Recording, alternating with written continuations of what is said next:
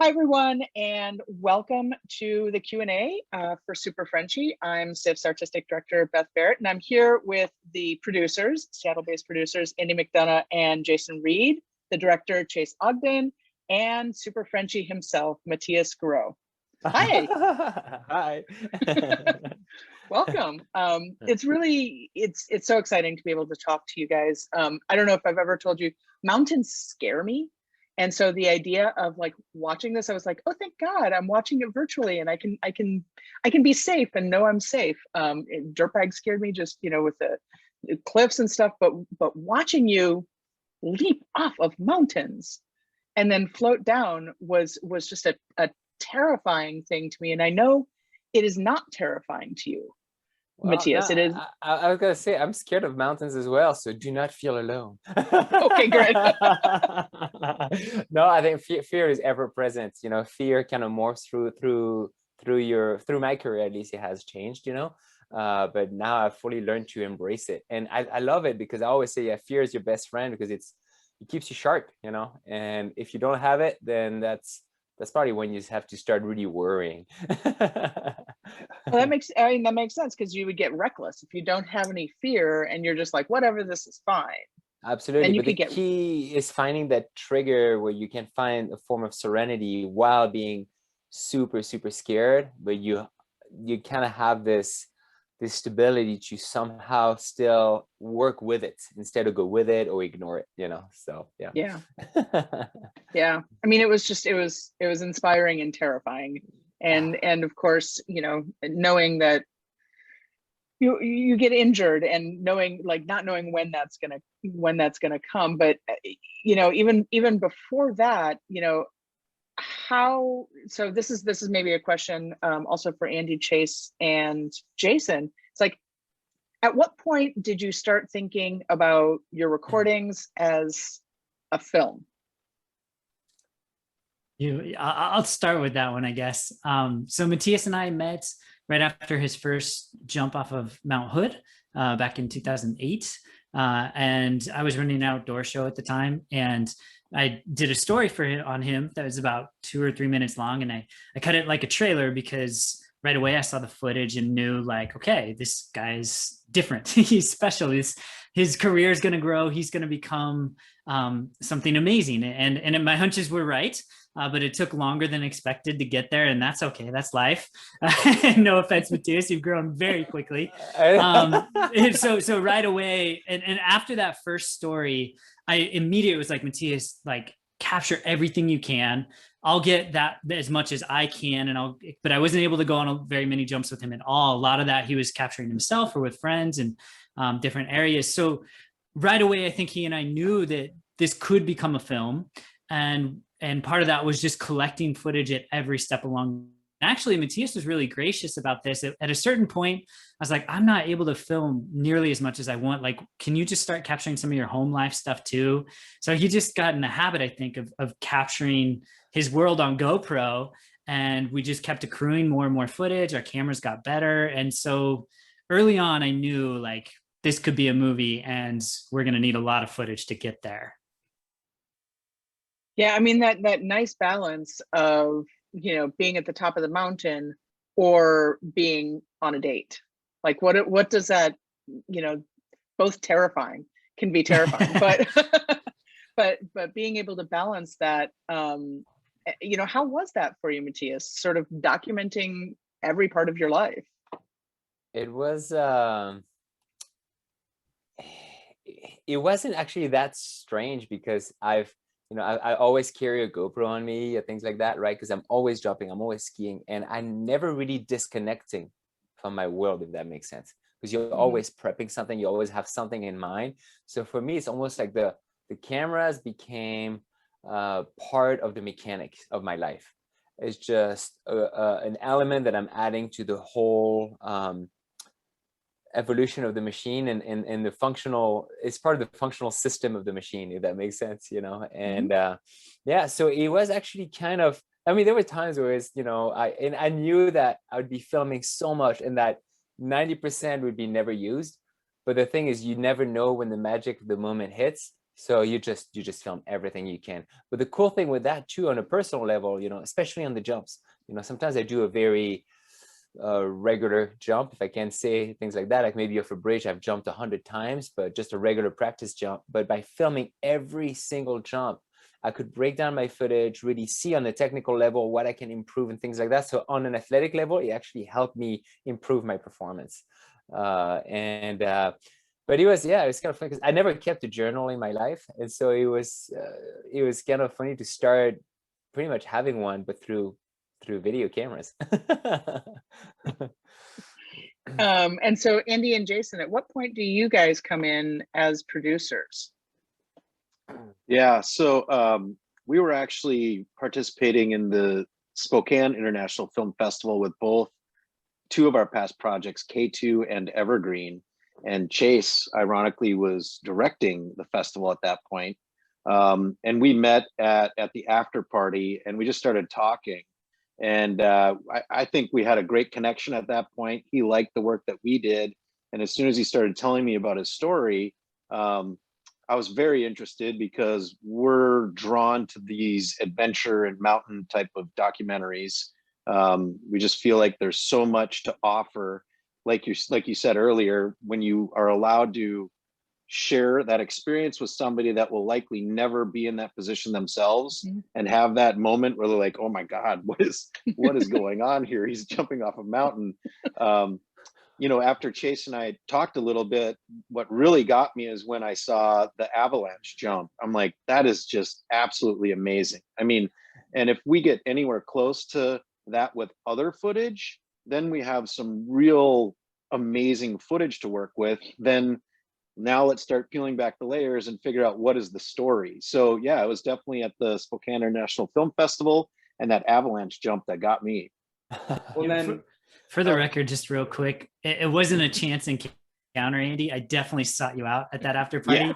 And my wife was like 9 months pregnant at the time. That's right. And she was like, I can we just leave? And she kept nudging me. I was like, no, let me finish this conversation, please. Like, right. So it was definitely a kind of a turning point for the film too, getting Andy on. And then, yeah, Jason, go ahead. Well, yeah, I mean, that was back in probably like 2015 or 2014 or something like that. And so Darren Lund and myself, who edited Dirtbag and K2, kind of came on and did some editing. It was just a few weeks, but at that point, the story was so different because we didn't have the final 5 years of the movie. So, and it was similar to a lot of movies that weren't ready to be done yet. And for me as an editor, getting to go in there and see what Matthias and Chase had captured all of the years, it was just this cornucopia of amazing footage that was as cool as any outdoor footage I'd seen. I'd seen base jumping movies, but the whole ski base jump was so compelling to me. And so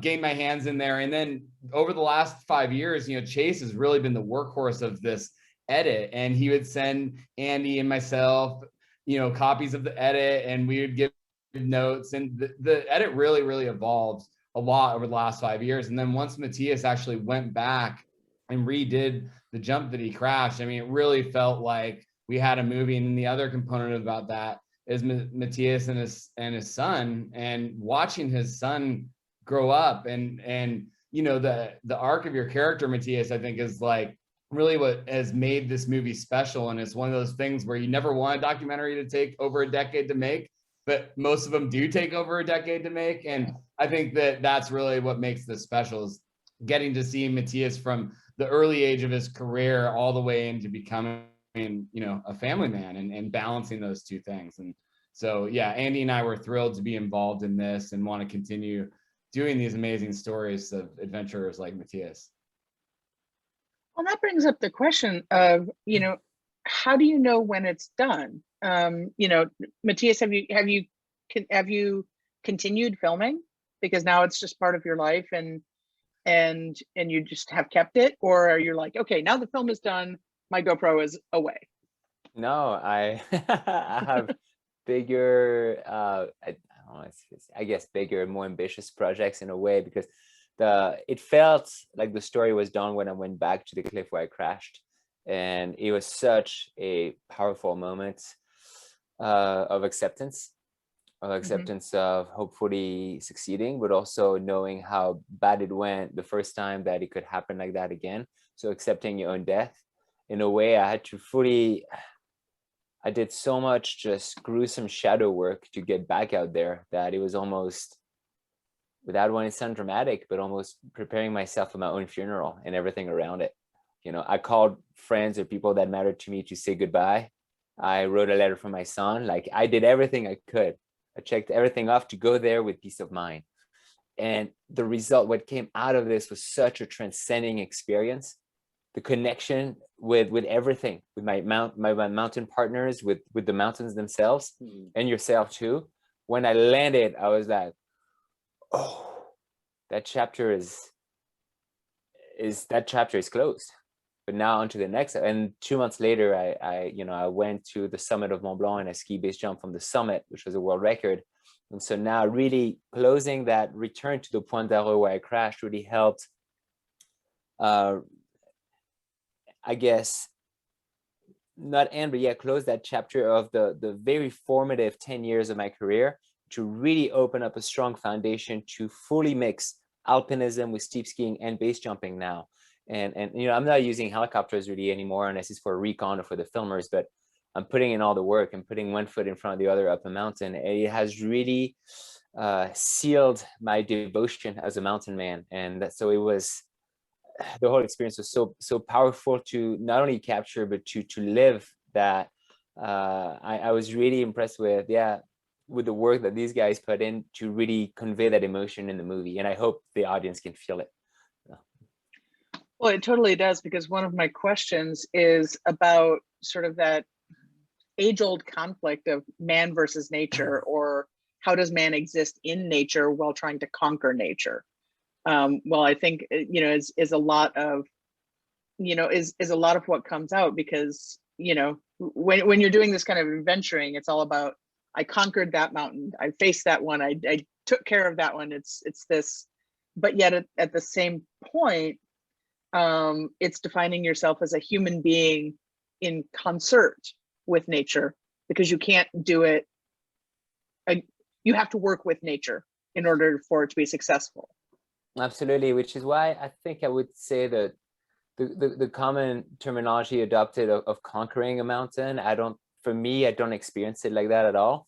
For me, it feels more as being tolerated and traveling through, and also it really feels every time like a link between our modern mind and knowledge that we develop through school and using computers and driving cars and everyday life, to connecting that with your primitive self, and not in a negative way, just truly living instinctually with knowledge. And that's an incredible combination. And that's why I enjoy the most, because that's why I love the mountains for that, because they put you back in your place, but not in a bad way where you feel handicapped, in a way where it just it force feeds you that acceptance, and it, I don't know, and you feel like you're just so omnipresent. That's what I love about it. So yeah, that makes sense. Sorry, I sound like a guru right now, but Well, you no, always I sound think, like a guru, Matt.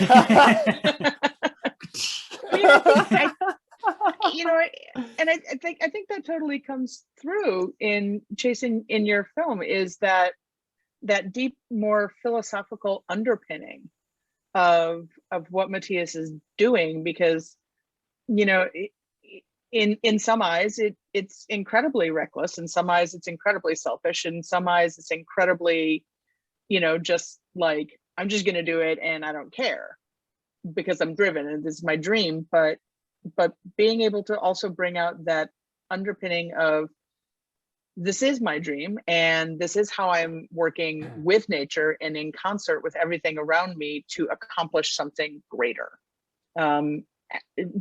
Specifically help me overcome but he's so selfish, his wife and his son and his family and his friends, and, you know, why would you do that? But it's like, oh, I get that. And so how did you sort of tease that story out, because I think it's really the central conflict in the film. Yeah, absolutely. It's the heart of the story, and without it, to me there is no movie. It's just a bunch of stunts, and as fun as those are to look at, they're not meaningful to me.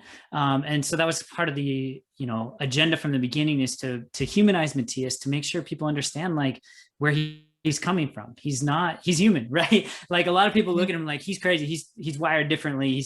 He's just as human as the rest of us. He just has a different drive.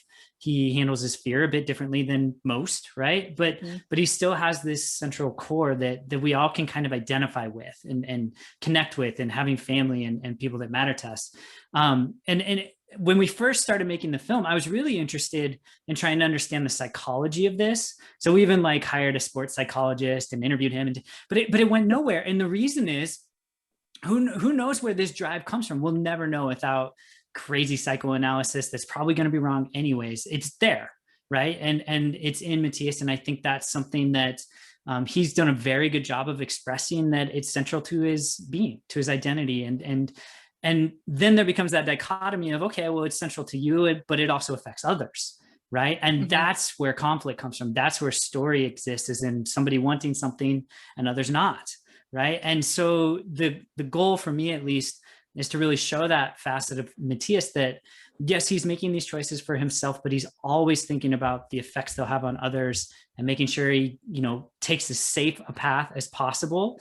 It's not a safe activity, but there are things he can do to make it safer, right? And so that's kind of how, at least for me, it humanizes him and helps us understand, like, yeah, there's method to this, and I won't even call it madness. It's not method to the madness. There's a method to what he does, and so yeah, that was really important to me that got out there, and that maybe like from a Freudian standpoint, no one will fully understand him, right, or each other, but at least we have a sense. And I hope, Matthias, you'll agree, in your own words, how you feel about it, and maybe that's changed a bit over time, and the movie reflects that as well.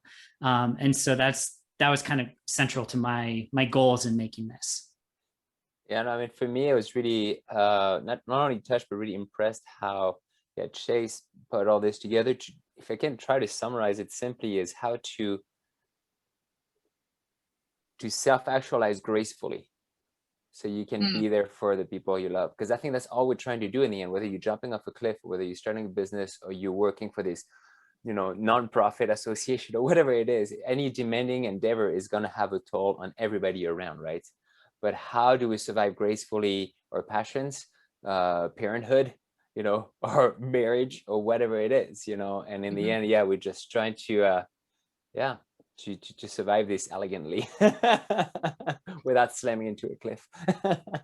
I'll just add to this topic, because it was very, very important all along. Chase and I and the rest of the production team, we all agreed, like in the beginning, we did a little screening when we didn't have the whole story done, and we had it in front of a live audience, and we had, some feedback, some cute questions that we asked people to take the time and write their answers out.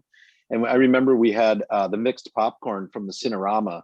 I was able to pick up 2 giant bags, and people loved that popcorn. But at the end of the day, if you don't do a deep dive and do a true character study, this can be offensive. This act, what Matthias does is misunderstood by most people. And that was immediately the feedback that we all heard loud and clear. And, we realized after multiple attempts of push, let's get it done, let's push, let's get it done, we couldn't push anymore, because the story wasn't fully there. And to do that true character study, it had to have the full story. And, with Matthias going back to the jump where he got hurt, and, dealing with the family and his son, the letter he wrote to the son, all of those elements started to add up to where, okay, now we have the story, and now we can really understand this character, what makes these people do these things. It's like, I have an anthropology kind of background, like, why do people think and talk and dress and be the way they are? Well, that's what we want to share with everybody. And I think it took over 10 years to be able to do that, honestly, with what Matthias is doing, because like Chase said, otherwise it's a bunch of, stunts, and there's way more to that. And so, I don't know, I'm just really happy that Chase stuck with it as long as he did, and that Matthias did, and that all of us, were in our supporting roles, kept, hanging in there, because we did try to get it done, and it wasn't ready to get done. Yeah. Yeah, you asked earlier when we knew it was done, and the reality is movies are never done. They're just abandoned. They escape out into the world, right? And we could keep going. Matthias is still going. He's still jumping, and there's more jumps to be had. But to me, we'd reached a point in the story where that story had concluded. Now he's on to a new chapter. And he even says that at the end, like, this chapter of my life is done. And I don't know, Matthias, if you're even thinking about the movie when you said that, because that's exactly right. Like, this movie follows one chapter of your life. And to me, that's the conclusion of this movie. But maybe we'll do the sequel and get more skateboarding in it and surfing. We'll see. Yeah, I mean, I did surf my first 30-foot wave last December, so that might be another avenue. But no, it's yeah. I mean, it's when I landed from the cliff. Obviously, I got into the habit of over 10 years just capturing my own emotion and doing my own like self interview in a way to be able to share what I'm feeling at the time. And as I was preparing for this jump for many years, it took me 6 years to be able to go back there. And it literally felt like, yeah, it was a chapter I needed to close. And by the chapter, I'm not saying my discipline, because my discipline keeps going. That's the book. But in the book, that was a major milestone that I needed to finish. And I truly felt it like that. And I feel bad for for Chase and Jason and Andy, because it's almost throughout this whole 10 years, it was deep introspection, I think, that comes and goes, right? You're not doing that. So it's almost like a auto psychoanalysis / auto therapy in a way, and you can't force that stuff. It has to happen organically. And I think, yeah, I think it's just the same old story of just diligence, right? If you do something long enough, eventually something substantial comes out of it. And we just had to give it time, just like a great wine, being French, you have to give it time to age a little bit before you can drink it. No Beaujolais Nouveau for you. Oh, I hate that thing. I'll just chime in to say, like, I think this is the beauty of documentary film is, it's not a narrative film. It's not a script where you just write the ending. We're documenting like real life and real people. And it's also really important as documentary filmmakers to let real life play out as real life plays out. And those are the movies that I like the most as a fan of documentaries. And so you just have to learn to be patient. And, Andy and I have learned that with so many of our movies where we think it's done, we're pushing, all right, this is the final deadline. And then it's 3 years later and we're still adjusting the edit. And you just have to be patient. Sometimes you just let the movie rest for a little while. And when you come back to it, you have fresh perspective, or maybe your characters have done different things. And so I just think that's the beauty of the documentary form. Yeah, absolutely. I have one very logistical question that I've always wondered. How does the cinematographer, there's a lot of shots of you, Matthias, with somebody else on the top of the mountain. How do they get down? That's their problem. Because you're like, I'm up here, I'm not, there's no way, I can't go back down, and now I'm going over. And I'm like, well, do they go over the edge as well? Or so a lot of the shots that I got in the Alps or even, in the US are primarily actually with my friend Stefan. He's the guy following me in that avalanche video. After that video, he was kind of like a amateur movie guy, and then he really got into it and started his own production company. And he was a professional, he still is a professional paraglider instructor, and was a ski patroller for a long time, very avid mountain man and great skier. So he can get to all the spots where I get, and so and if we couldn't, then we'd put him with somebody else in a helicopter to film it. But most of the time, this guy just climbed everything I climbed, and he skied just a different routes that was safer to go down. And we met, so it was a lot of hard work. And then my friend Wes here in the US, he's this, he was this weird little kid when I met him, who just showed up randomly with a drone. One day I was doing a base jump, a friend of a friend. And then I started filming with this guy all over the world. I taught him how to skydive. I taught him how to base jump. He learned how to paraglide on his own. He's a very avid snowboarder. So all of a sudden I have these two weirdos just kind of following me a little bit everywhere. And then I'm sending massive hard drives to Chase to digest and literally do librarian work and just look at every second. And so that's how we got those shots for sure. The thing is with this movie, it's not something that you could just have with a big production, because a lot of the stuff we got in this movie, money can't buy. We got it because it was a friend's passion project where our ethos lined up, our passion for the mountains lined up, and we all went in it together and accepted the risk for each other as well. And so it was an incredibly bonding process that was not, based on monetary value. It was based on passion and ethos, and that's what was beautiful about it. So yeah, that does bring up a question about because you're professional, you have sponsorship, and maybe this is a Jason Andy question about how do you work with sponsors that are supporting these as well as the passion project? Like how do you sort of balance those, and do they also get to use the footage that you've shot? I know that's I would say question. that's more of a Chase and Matthias, because those guys Matthias specifically has been working directly with all of his sponsors. He's very, very involved in his brand, if you want to frame it that way. So Matthias, why don't you? Yes. So every time I went on a shoot with sponsors or a production company hired by my sponsors, I have a great relationship with all my sponsors, with Super Pro and Straightforward, right? And a lot of the time, let's say if they had a brand project that came out, obviously, and they paid for the specific shoot that we were on, and they hired all the filmers, they get to use that footage first and edit it for their branding or a commercial project. But then they gave me, right to use all that footage for all my passion projects and all my personal projects.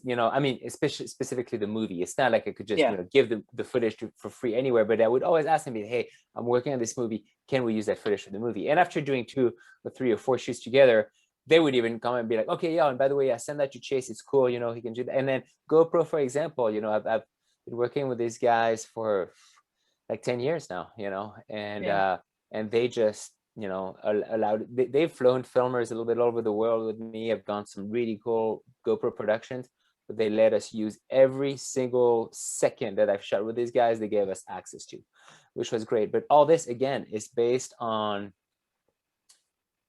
personal connections, and I think again that's why I think we were able to get all these cool shots for the movie.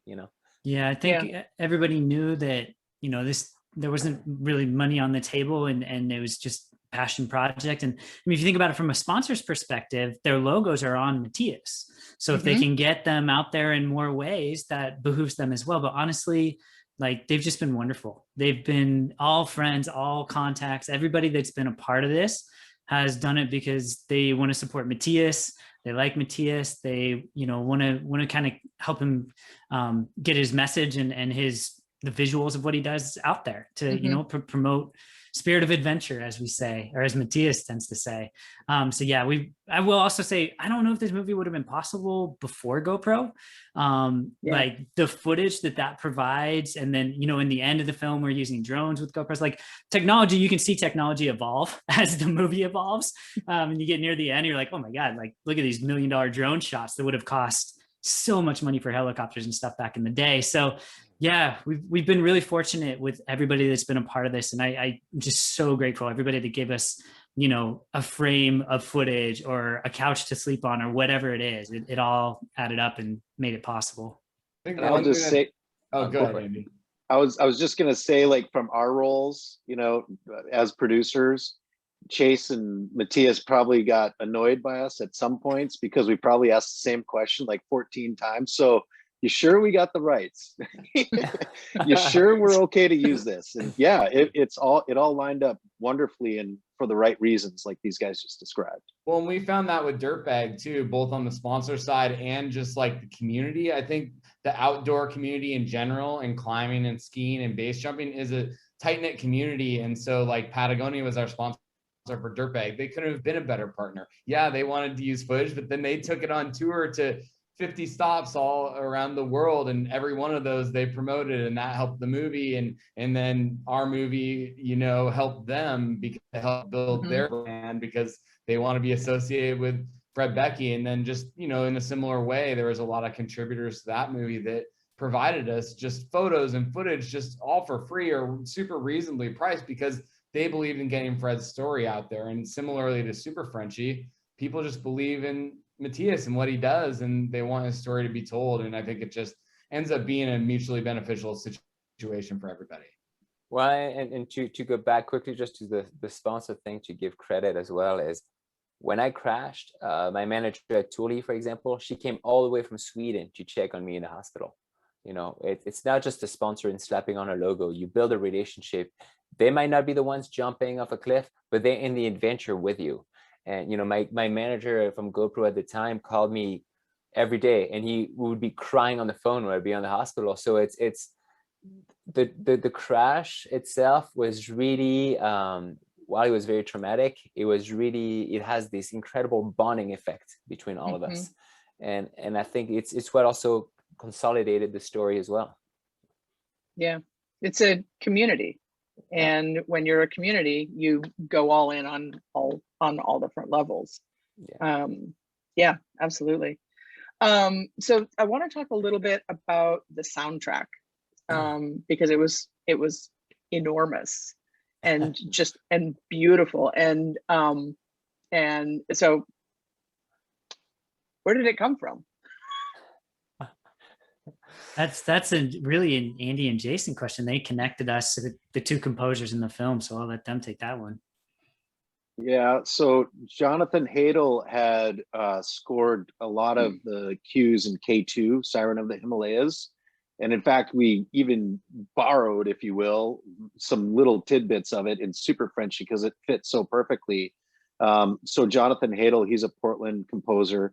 And then Bradley Lana, what's his last name again, Jason? Brad and Anthony Lana. And Lana, Brad, yeah, he did some of the score for Dirtbag. That was the first time we worked with him. Also local guy, very, very talented, plays all the instruments. And we had these cues that Chase had kind of put in temp cues that were more of like full band, you know, rocking numbers or whatever. And Jonathan Hadel, his wheelhouse is that big cinematic score. But Brad Lana plays in bands, and he loves things like Pink Floyd, and you know, and then really connecting with Chase, and he and Chase with Andy and I chiming in really kind of figured out what are these 6 or 7 cues throughout the movie where we really want to change it up from that cinematic score and give it the energy that Matthias brings with his jumps. And so that happened pretty late in the process, just in the last, what was it, maybe year or two, that we brought Brad in to do that work as we were finishing up the movie once we kind of had our ending. And I think it really made all the difference in the world to have those kind of two competing sounds that complemented each other or provided different feelings in different places of the movie. So yeah, the early cuts, I tried to use music that like just Matthias and I are drawn to. So like Matthias is a big metal guy, I'm a punk guy, and the movie just didn't work. The tone of the music did not match the tone of the story, but we still wanted that energy in some of the moments where like Matthias, for example, when he first starts base jumping, where he gets we have kind of a montage of him ski base jumping, like orchestral kind of, you know, score didn't, or like big kind of dramatic score didn't work there. We needed that little bit more rock energy. And so between the two composers, we found what I think is really cool about the soundtrack across the whole is that it's cohesive. Even though there's two different composers with different sounds, they gel really well. And I couldn't be more pleased with the sound work in this film. And the sound effects too. Like I did a lot of the sound effects and dialogue edit myself, but I brought on a team actually from my grad school in California, and they did some just amazing sound effects work. Like if you heard this before the sound effects, it's nowhere near the same experience. Like it's just so much fuller with all the sound laid in. And you know, that's true of most movies. But even in documentary, like it's heightened, you know, with the right sounds in place. No, I couldn't Yeah. agree more with that. Just seeing it at the theater. So one of the few theatrical experiences we got before COVID was at the Big Sky Documentary Festival. We put Wilma there, and all four of us were there. And I hadn't heard the final mix, and Chase had got the 5-1 mix done, and I just was super impressed with how much that brought you more into the moments in the movie. It made all the difference in the world. And I thought they did a great job with the sound work. Well, and I think on the, I'm not an editor, like Chase did all the editing and all that too. And it's also, I would always give him some, input, be like, hey man, like, I have a couple of friends that have bands and awesome music, like Deftones or things like that, be like, hey dude, let's play this song from Deftones. I love this thing. And it was so hard to put music with vocals on it, because it kind of distracts, I think, for me, from the natural sounds of what happens in the mountains that are already powerful by themselves in a natural way. And I think what they did a great job with, composing and editing the movie was to just amplify.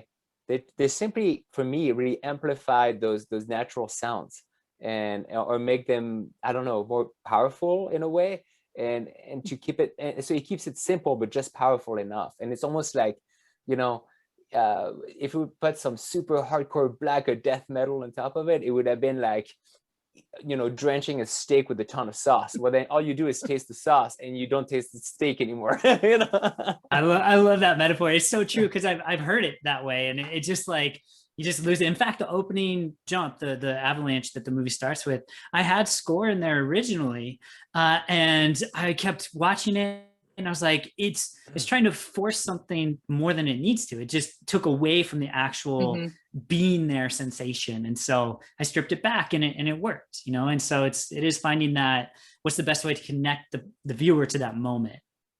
Yeah. I think in closing on this topic, Beth, I would just say, like, we didn't have a big budget, and we certainly didn't have a big music budget. And as independent documentary filmmakers, I think, we get creative, and to tap into, friends and guys that we know and trust, people that we know and trust, back to that community, it makes it work. And that's exactly what happened with the music. I love the fact that we got done with Dirtbag and then connected Brad and Chase, and then those guys got in there and we're going back and forth. I mean, that's, to me, where the magic happens. It was really cool to experience.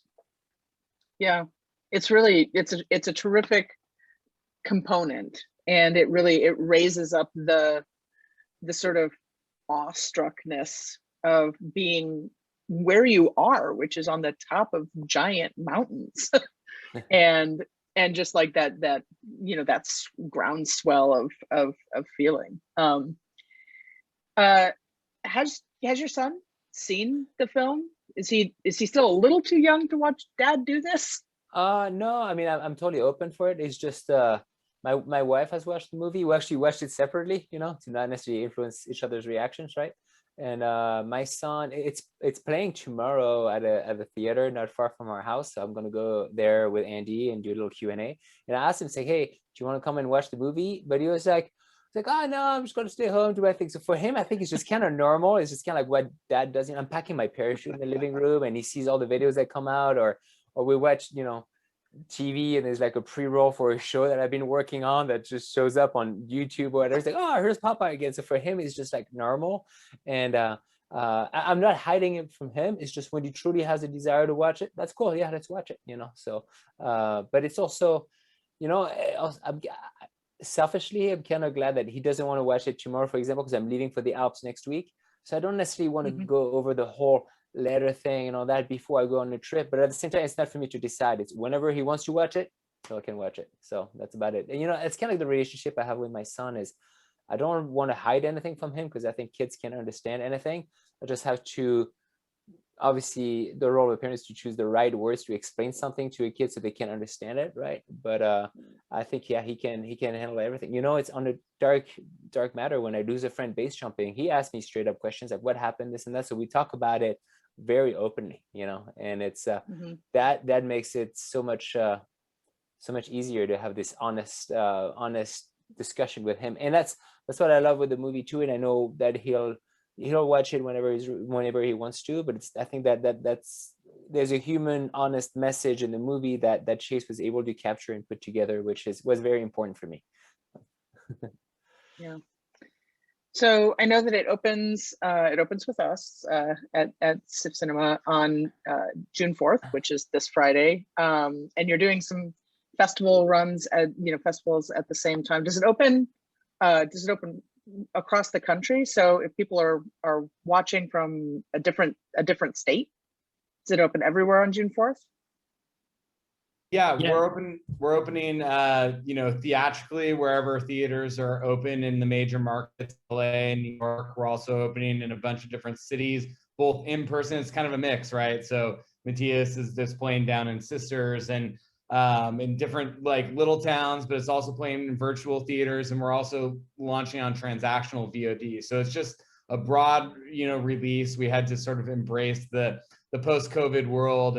And as much as we want and encourage people to go see this on the big screen, a lot of people have big TVs at home, and it'll look great in that environment too. And we're actually hopeful this summer to play some more festivals. There's definitely a lot of people organizing various outdoor screenings and things of that nature. And we want to get this out as widely as possible. We're super lucky to have Greenwich Entertainment as our partner for distribution, who just, their specialty is theatrical, and they handled the free solo release. And so we're going to get creative with it and try to get it out there as widely as possible. It's still a very weird, interesting time to release a film, but we're really excited that we're getting it out there. It's our summer blockbuster documentary that we're hoping that, it's a movie meant for the big screen. And so hopefully we're able to make it out.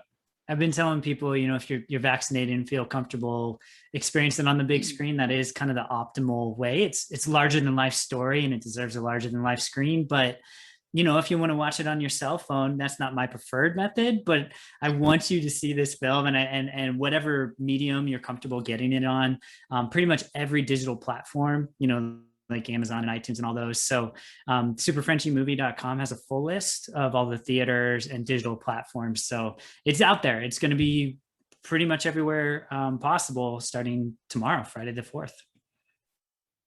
Man. So I'm really excited for all of you to just branch out and to explode onto the stage, so to speak, here in the U.S. Thank you for spending a half hour with me talking about this. And Matthias, thank you for being so open with your life. Oh, my pleasure. Thank you for being receptive. Yeah. Well, I've made some really drastic life choices and that are very, very potent, and to go back maybe to the guru comment from earlier, and just like, you always sound like a guru, but it's kind of like, it's a way that, it's always the way I've always been looking for the bold statements and acts in my life since I was a kid, and I think it's what it takes to be able to jump off a cliff with a parachute. But I think to be able to survive it in the long run, well, you can't lie to yourself and necessarily lie to others. You have to really approach it head on and be open, because otherwise you're not going to survive that long enough. Yeah, there's actually a great quote from the film that I wrote down. The only actual quote that I wrote down while I was watching it was, fear of death is not a valid excuse to give up your dreams. And it's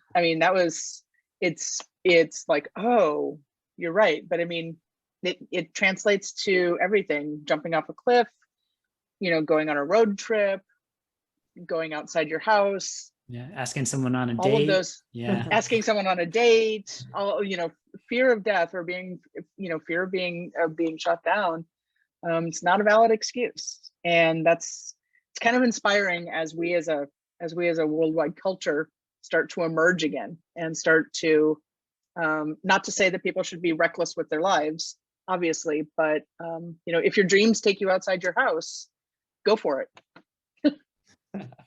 Love it. Exactly. Awesome. Well, thank you guys so much for sharing some time with us. Thank you, Beth. Yeah, thank you. And thanks to SIFF as well. Yes. Thank you, SIFF. Thank you. Bye-bye.